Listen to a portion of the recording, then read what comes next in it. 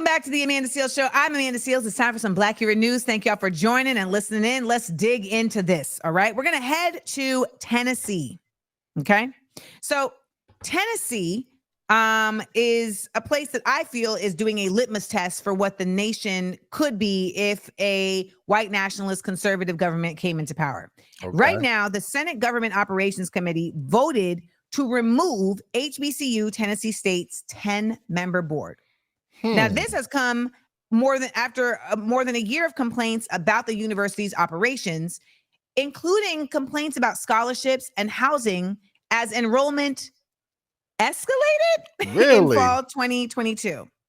The measure will go next to the Senate floor for a final vote. Now, there's been a lot of like sideways stuff going on with TSU. I mean, at one point, there was definitely like an issue where they were saying that TSU was getting too many Black students and it was keeping the PWIs in Tennessee from getting a diverse student body because all the Black people wanted to go to TSU. Wow. Now, National Democrat Senator Charlene Oliver said the committee's move doesn't serve the students or set them up for success. This will be catastrophic and detrimental. Tell us how you really feel. Mm-hmm. Now, the Senate also could consider placing TSU under the Tennessee Higher Education Commission if the state doesn't put a new board into place by June 30th. Governor Bill Lee would appoint the new board.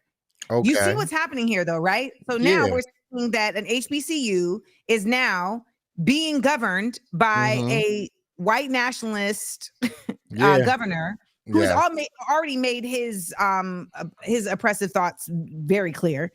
And Senator Charlene Oliver says TSU should be a world-class institution, but it hasn't been funded adequately because she said the legislature shorted the university by $2.1 billion. Not billion. Wow. Over the last 30 plus years, according to a federal study.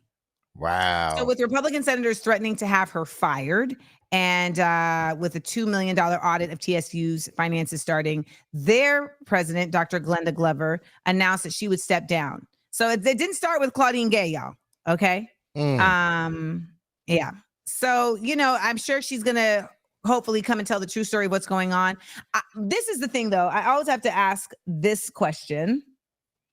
Why should Black people care?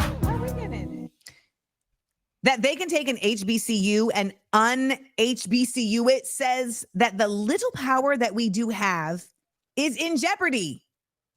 Like, I don't know what needs to happen, Supreme, for folks to really start seeing what's happening.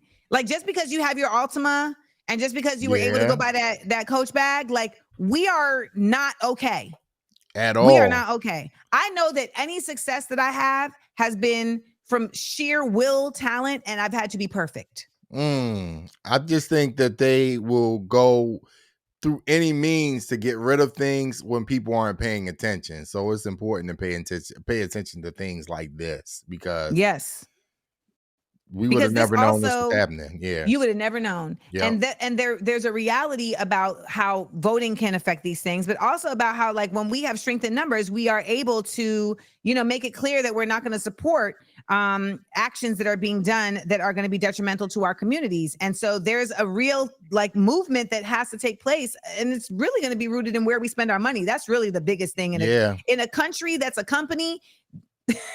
It comes down to where we spend our dollars. So it's going to take organizing. And I know there's people on the ground that are organizing around this. So I'm going to actually look around who they are to see if we can get them on the show to talk about it, because this is a very clear indication of what this nation wants. And what they want is to go back to apartheid. They have been very loud about it. And when I say apartheid, I mean Jim Crow for colored only water fountains. We'll be right back to the Amanda Seales Show. We are